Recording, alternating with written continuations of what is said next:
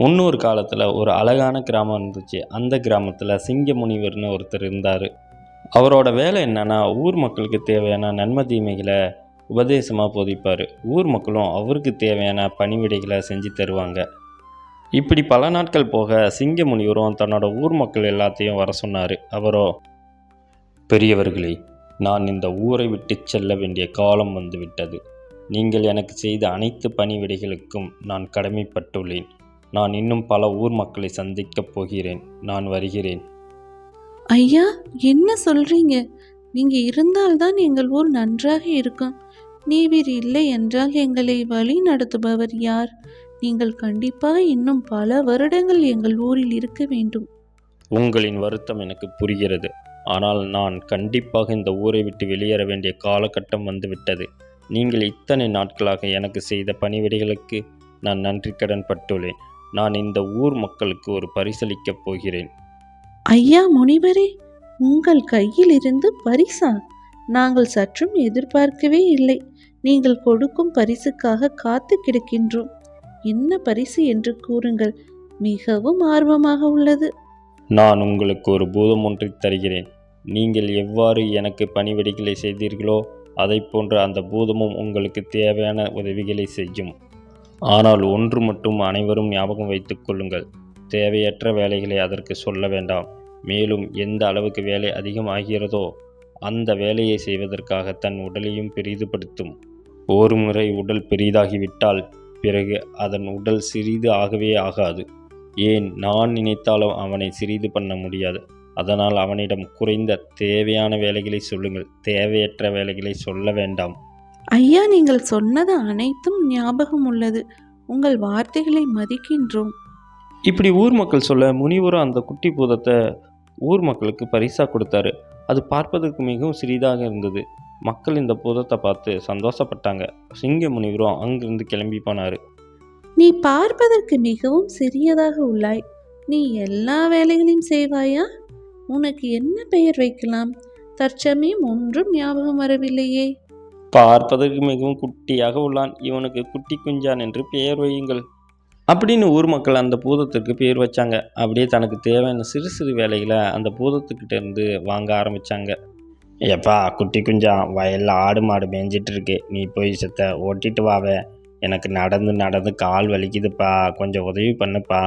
இப்படி சொல்ல குட்டி குஞ்சானும் வயலில் போய் ஆடு மாடு எல்லாத்தையும் ஓட்டிட்டு வந்தான். எப்பா குட்டி கொஞ்சம் இந்த துணிமணி எல்லாம் துவைச்சு தாயேன்.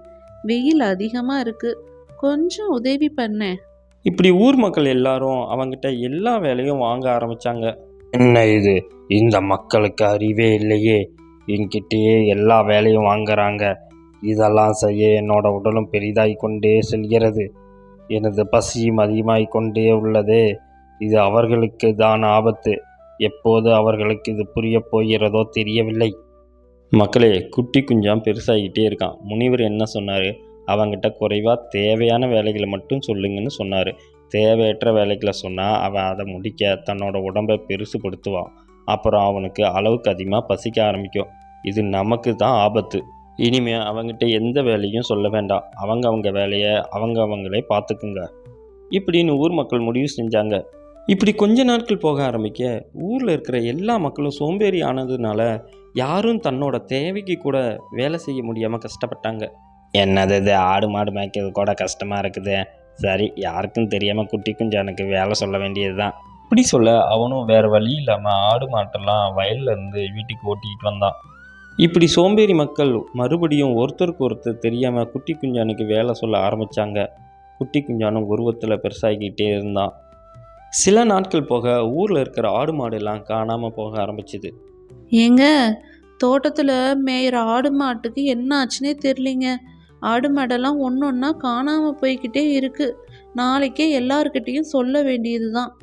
இப்படி சொல்லிட்டு ஊர் மக்கள் எல்லாரும் கூட ஆரம்பித்தாங்க. அவங்களும், ஐயா, பட்டியில் இருக்கிற ஆடு மாடெல்லாம் காணாமல் போயிட்டு இருக்குதுங்க. என்ன பண்ணுறதுன்னே தெரியலைங்க. நாம் எல்லாரும் மிகப்பெரிய தப்பு பண்ணிட்டோம். இதுக்கு எல்லாத்துக்கும் காரணம் வேறு யாரும் இல்லை, குட்டி குஞ்சான்தான். அவன் தான் பசி தாங்க முடியாமல் ஆடு மாடெல்லாம் சாப்பிட ஆரம்பிக்கிறான். முனிவர் என்ன சொன்னார்? அவனுக்கு தேவையில்லாத வேலையை கொடுத்தா அதை முடிக்க உருவத்தை பெருசுப்படுத்துவான்னு. அதனால் ஆபத்து நமக்கு தான்னு சொன்னார். அவனால் அவன் பசியை தாங்க முடியல, எல்லாத்தையும் சாப்பிட ஆரம்பிச்சிட்டான். இது அவனோட தவறு கிடையாது, இது எல்லாம் நம்ம தவறு தான். அந்த முனிவரை வந்தாலும் அவனை தடுக்க முடியாது. அப்போ இன்றைக்கி ஆடு மாடெல்லாம் சாப்பிட்டவன் நாளைக்கு பசி தாங்க முடியாமல் நம்மளையும் சாப்பிடுவானா? ஆமாம், இதில் எந்த சந்தேகமும் இல்லை. சீக்கிரமாக இந்த ஊரை விட்டு போக வேண்டியது தான், இல்லைன்னா நம்ம ஊருக்கே ஆபத்து. இப்படி எல்லாரும் பேசிக்கிட்டு இருக்க முனிவர் வந்தார். எல்லாரும் ரொம்ப சந்தோஷப்பட்டாங்க. இதற்கு முன்னாடி நடந்த எல்லாத்தையும் முனிவர்கிட்ட சொல்ல, முனிவரோ, நடந்ததை பார்த்தால் அவன் உடல் வழக்கத்திற்கு மாறாக பெரிதாகிவிட்டது போல, நீங்கள் அவனிடம் அளவுக்கு அதிகமாக வேலை வாங்கிவிட்டீர்களோ? இப்படி ஊர் மத்தியில் முனிவர் பேசிகிட்டு இருக்க குட்டி குஞ்சானோ அங்கே வந்தான். அவனோ, குருவே, இவர்கள் நான் வந்ததிலிருந்து ஒரு வேலை கூட செய்யவில்லை. தன் அன்றாட தேவையை கூட என்னை வைத்து பூர்த்தி செய்து கொண்டார்கள். அதுவும் சிலரோ பாத்திரம் கழுவ விட்டு விட்டார்கள். நான் என்ன செய்வேன்? உருவம் பெரிதாகிவிட என் பசியோ அடக்க முடியாமல் போயிற்று. சிங்க முனிவரே, எங்களை மன்னித்து விடுங்கள். இவன் உருவத்தை பார்த்தாலே தெரிகிறது நாங்கள் எவ்வளவு பாவம் செய்துள்ளோம் என்று. நீங்கள்தான் குட்டி குஞ்சானை கட்டுப்படுத்த வேண்டும். நான் அன்றே சொன்னேன், உருவத்தை சிறிதாக்க என்னால் முடியாதென்று. ஐயா, வேற வழியே இல்லையா எங்கள் ஊரை காப்பாற்ற? ஒரே ஒரு வழி இருக்கிறது. நீங்கள் சோம்பேறியாக இருப்பதை விட்டுவிட்டு மீண்டும் தன் தேவைக்காக உழைக்க கற்றுக்கொள்ளுங்கள். நீங்கள் உழைக்க உழைக்க அவன் சிறியவனாக மாறுவான். அப்படின்னு சொல்லிட்டு முனிவர் அங்கிருந்து கிளம்பி போனார். மறுபடியும் மக்கள் தன் தேவைக்காக உழைக்க ஆரம்பித்தாங்க. குட்டி குஞ்சானும் சிறியவனா உருவத்தில் மாறினான். ஃப்ரெண்ட்ஸ், நீங்கள் கமெண்ட் பண்ணுங்கள், இவ்வளவு பிரச்சனைக்கு காரணம் பரிசு கொடுத்த முனிவரா, இல்லை கொடுத்த பரிசை பயன்படுத்த தெரியாத மக்களான்னு. வீடியோ பிடிச்சிருந்தா லைக் அண்ட் ஷேர் பண்ணிவிட்டு மறக்காமல் சேனலை சப்ஸ்கிரைப் பண்ணுங்கள். Thank you friends.